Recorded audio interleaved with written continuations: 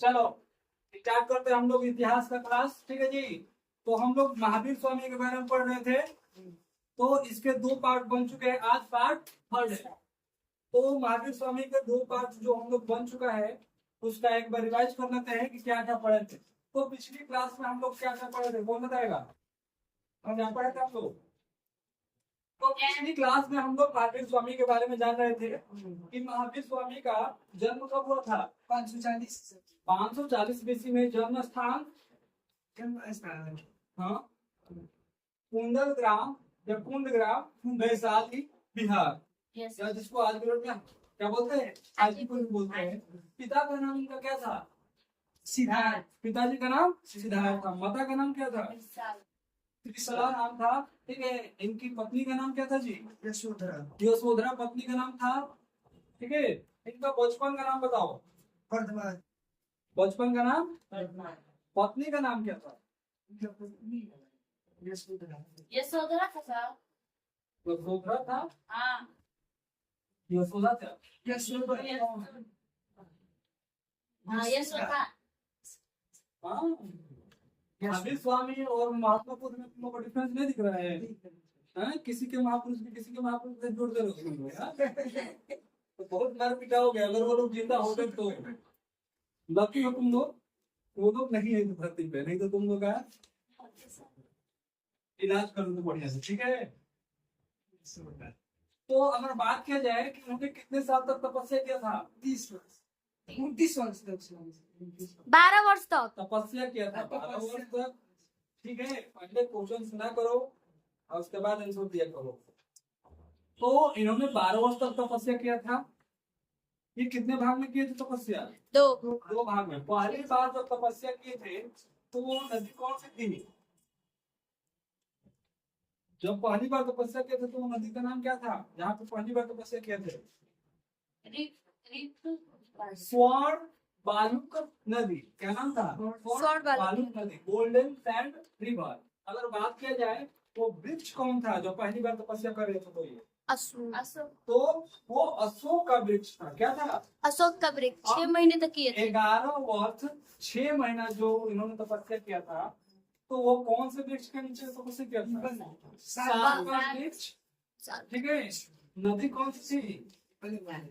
नदी कौन सी थी? पालिका नदी थी। जब इनको ज्ञान की प्राप्ति हो गई तो इनको किस नाम से जाना गया? वर्धमान। वर्धमान तो बचपन में नाम था। जब इनको ज्ञान की प्राप्ति हो गई तो जीन कहा गया है। इनको महावीर स्वामी के नाम से जाना गया, जीन के नाम से जाना गया, कैवल्य के नाम से जाना गया। ठीक है। और निर्बंध काला है। ठीक है। अगर बात किया जाए कि पहला उपदेश कहाँ पे दिया था? राजगीर में। तो पहला उपदेश क्या था? राजगीर। ये पढ़ा चुके नहीं पढ़ा? नहीं पढ़ा है सर। उद्देश्य से हाँ चलो उद्देश्य उपदेश है, उद्देश्य नहीं है। तो पहला उपदेश देखो इनका, जिसे महात्मा बुद्ध ने पहला उपदेश कहाँ पे दिया था? याद है? सारनाथ। सारनाथ में दिया था। ठीक है। तो ठीक वैसे ही इन्होंने अपना पहला उपदेश दिया था राजगीर। कहाँ पे दिया था? राजगीर। राजगीर कहाँ पड़ेगा? हाँ बिहार। ये अर्ध मगधी भाषा में देते। किस भाषा में? अर्ध मगधी भाषा में ये थे। ठीक है जी। यहाँ तक क्लियर हो गया?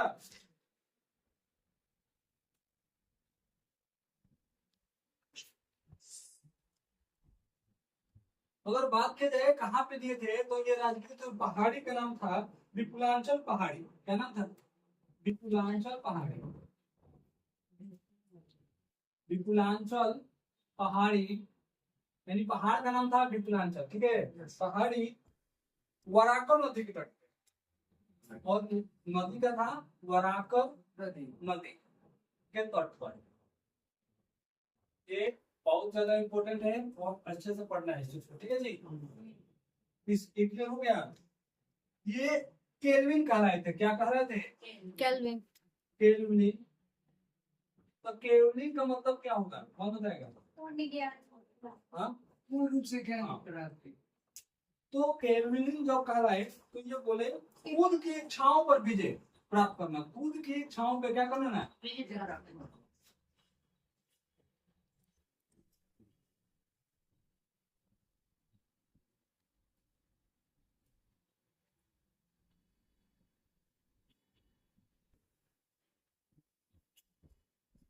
ठीक है।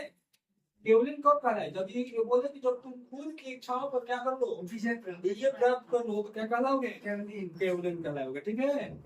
हाँ, ये ना कि जा रहे हैं मार्केट में, क्या जैसे ही समोसा चाट देखे गोलगप्पा, मुंह से पानी गिरने लगा। ठीक है जी, या पैसा तो है नहीं, तो क्या करोगे? वही खाएंगे, वही खाओगे। सब तुम अपने सामान भले ही लाए पर क्या करेंगे? नहीं मिले छीन कर लेकर भाग जाओगे, क्या करोगे?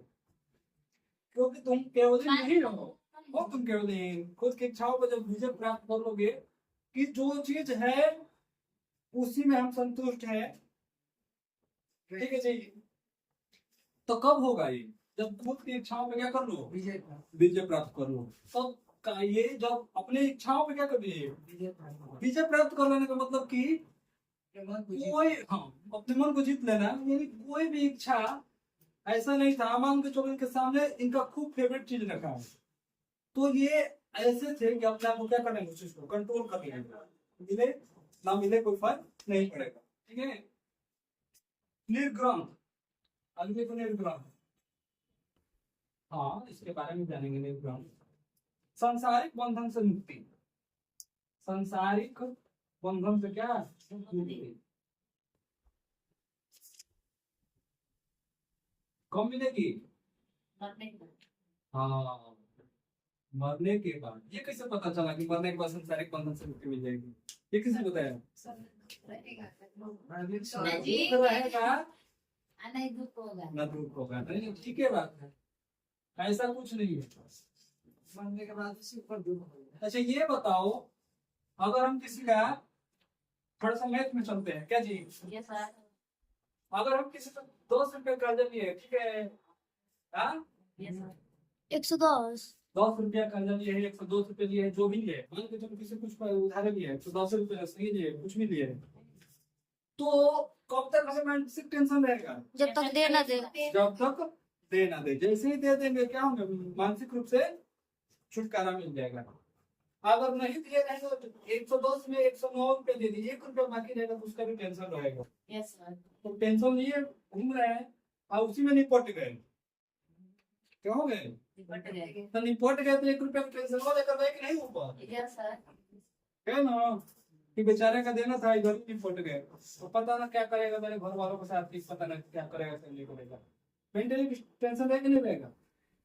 तो वैसे ही है कि निपट जाना से सांसारिक बंधन से मुक्ति नहीं मिलेगा। कब मिलेगा?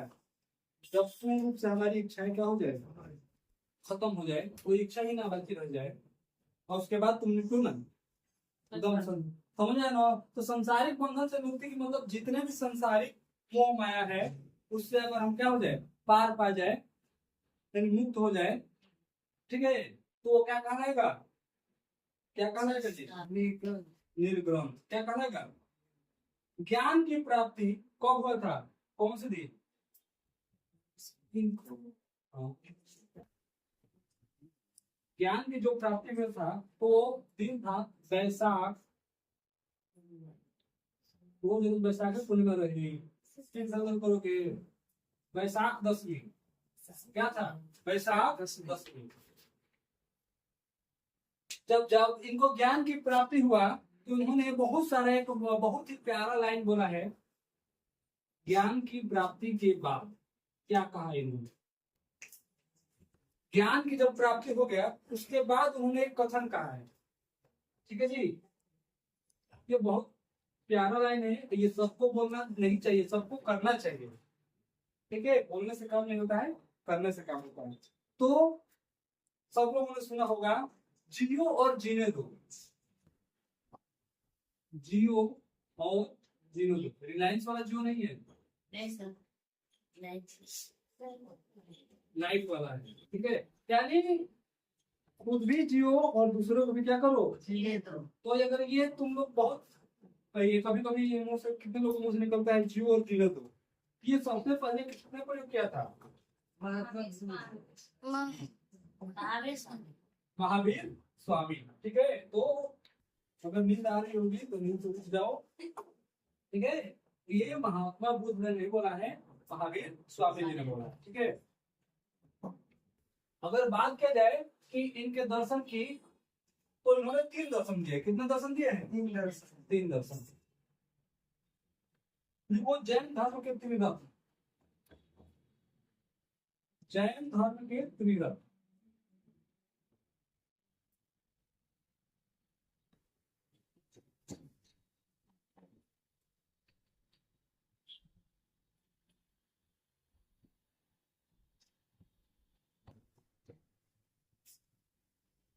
तो इनके जैन धर्म के 3 त्रिरत्न है, सम्यक दर्शन, सम्यक ज्ञान, सम्यक आचरण। ठीक है।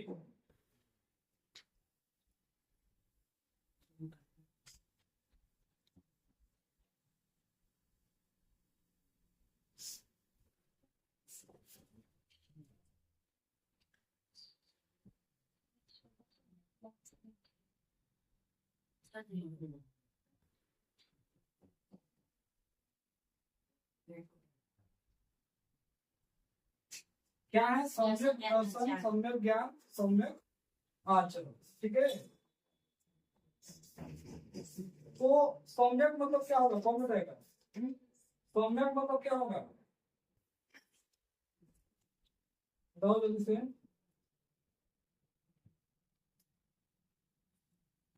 बताए तो फिर खुद के बारे में जो पढ़ा रहे थे। सम्यक मतलब क्या होगा? सही। सम्यक मतलब क्या होगा? सम्यक सही। ठीक है। तो सम्यक दर्शन। ठीक है। दर्शन को ही श्रद्धा बोल सकते हो। ठीक है। मतलब भगवान के प्रति क्या हो? समर्पित हो, श्रद्धा हो। ठीक है। तो हमारा क्या होना चाहिए? वास्तविक ज्ञान के प्रति सॉरी यथार्थ को स्वीकारना। क्या होगा? यथार्थ को स्वीकारना, सच्चाई को क्या करना? जानना, स्वीकार करना। ठीक है जी। तो क्या होगा? यथार्थ को स्वीकारना।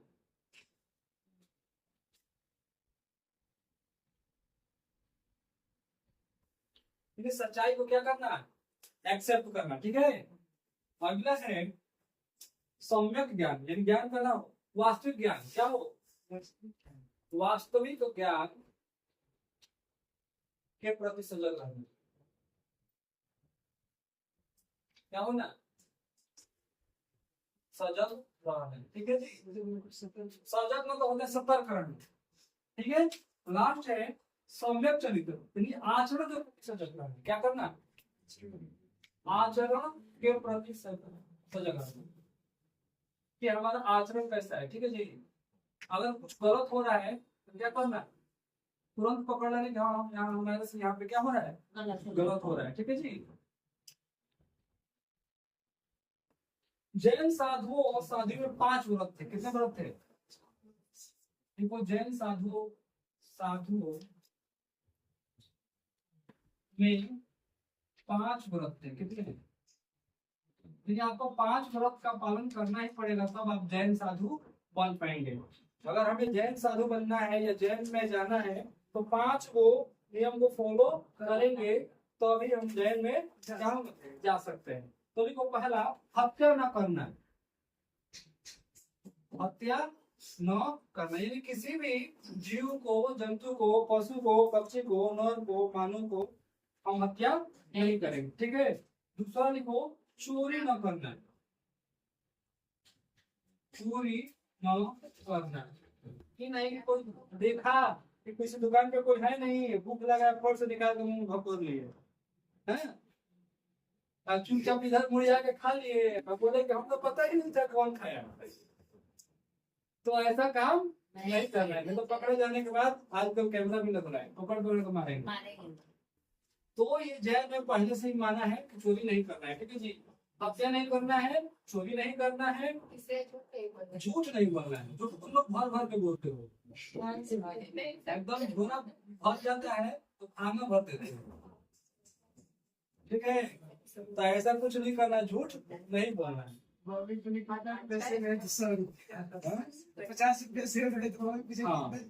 रुपये तो तुरंत सेब की बात आए तो बोल रहे मम्मी 5 रुपए किलो मिल रहा है, तो मार्केट में वाले 50 रुपए किलो कहे नहीं मिल रहा है। ठीक है। हाँ आलू वाला भी वही हाल होगा, क्या ही कर सकते हैं। तो हत्या नहीं करना है, चोरी नहीं करना है, झूठ नहीं बोलना है। ठीक है। हाँ अगला है ब्रह्मचर्य का पालन करना है। क्या करना है? जो कि यही तो नहीं होता है। होता है तुम लोगों से ब्रह्मचर्य को क्या करते हो, नष्ट कर देते हो। ब्रह्मचर्य को पालन करना यानी 1 से 25 साल तक क्या करेंगे हम लोग, ब्रह्मचर्य जीवन।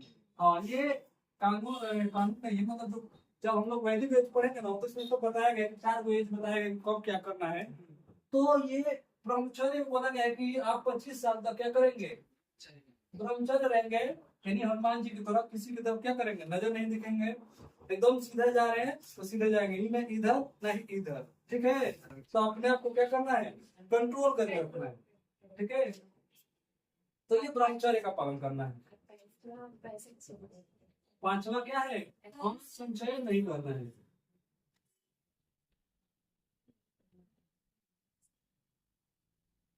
यानी कि आज का अगर हमें खाना मिल रहा है, आज के लिए हम पैसा कमा लिए, खा लिए, तो अब ये नहीं कि 10 दिन का फिर से हम इकट्ठा कर ले, ऐसा नहीं। अगर हमारे पास पैसा एक्स्ट्रा हो रहा है तो उसको क्या करेंगे, गरीबों में क्या करेंगे, बांट देंगे। जिसको जरूरत हो आज के डेट में तो क्या करेंगे, दे देंगे, ताकि वो खा पी ले, फिर कल अपना उसी काम में लग जाएंगे पैसा कमाने के। समझ में आया ना जी। जैन साधु को 5 व्रत, त्रिरत्न क्या है, व्रत क्या है, समझ आएगी नहीं यहाँ पर। अब इसके आगे हम लोग पढ़ेंगे जैन संगीतिया। क्या पढ़ेंगे, हेडिंग डाल दो जैन संगीतिया। ये अगला क्लास में पढ़ेंगे हम लोग। अभी एक वीडियो शायद और बने, पार्ट 4, ठीक है। तो ये चीजें समझ में आ रहा है कि नहीं महावीर स्वामी के बारे में, कि जैन धर्म में क्या है, जैन धर्म के त्रिरत्न में क्या है, इनके व्रत क्या है, ठीक है। और एक एक चीज अच्छे से पढ़ लेना है, क्योंकि ये बोर्ड में तो 101% श्योर है, 110% कि बौद्ध धर्म और महावीर स्वामी यानी जैन धर्म दोनों का ऑप्शन में से एक क्वेश्चन आता है, वो भी लॉन्ग वाला में। जो तुमको आए उसके बारे में लिखोगे, ये लॉन्ग वाला में और शॉर्ट वाला में दोनों आ सकता है, जैन धर्म से भी बौद्ध धर्म से। और यहाँ के बाद जब 12 पास कर लोगे तो किसी भी कंपटीशन का तैयारी करोगे, जगह ही फिर से पढ़ना पड़ेगा तुमको। तो ये पढ़ने की जरूरत नहीं पड़ेगी अगर यहाँ से ही अच्छे से क्या कर लो, पढ़ लो। तो आज की क्लास यहीं पर खत्म किया जा रहा है। आगे क्लास चलेगा कल